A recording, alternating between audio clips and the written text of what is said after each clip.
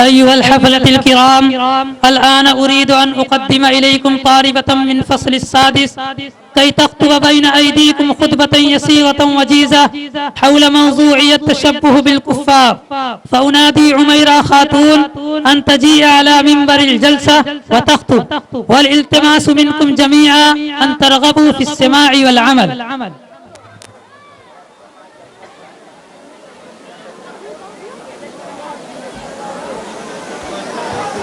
السلام عليكم ورحمة الله وبركاته. بسم الله الرحمن الرحيم. الحمد لله الذي جعل المؤمنين فائقين درجة، والصلاة والسلام على النبي الأمي الذي قال: من تشبه بقوم فهو منهم، وعلى آله وأصحابه الذين كانوا صالحين إيمانا واعتقادا.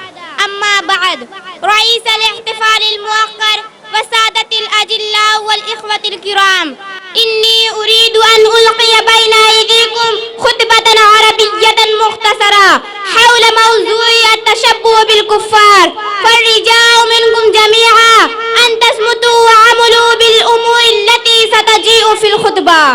إخواني في الله، إن الله تعالى جعل الإيمان بالله أفضل كل شيء في العالم، وجعل الكفر بالله أبغض من كل شيء.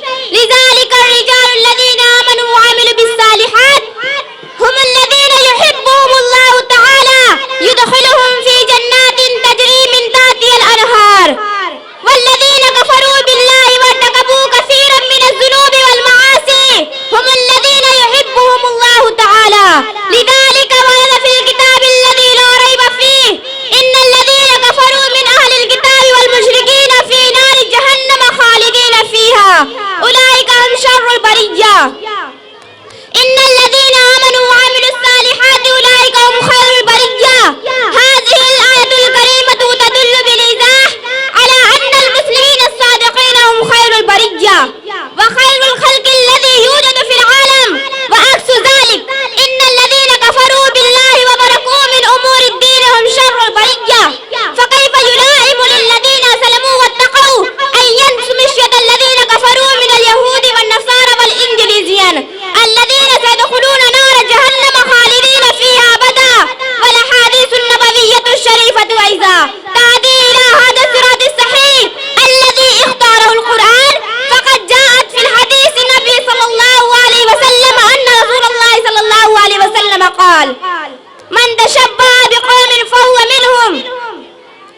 عندما ظهرت هذه الحقيقة أمام الرجال العقلاء والناس كافة، فلا يلائم لأي رجل من الناس يسقط بالعقل السليم والذهن المستقيم أن يتبع خطوات الكفار والفجار ويمشي مشية الرجال المغضوب عليهم الضالين من الصراط السوي. ألا تعلمون أن دول العالم تحدد لباسا خاصا مزيجا مستقلا للمدنيين والعسكريين. عندما يخرج أحد من المدنيين في زي أحد من العسكريين يلقى القبض عليه ويسجن لأنه خالف القانون المدني والدستور العسكري. إنه تشبه بالعسكريين مع أنه من المدنيين، فعندما لا يدود هذا العمل في مدننا ودولنا في فعالنا وأمورنا، فكيف تدود هذه الأمور في ديننا وأخلاقنا وشيمنا وخصائلنا؟ فيا أيها المسلمون،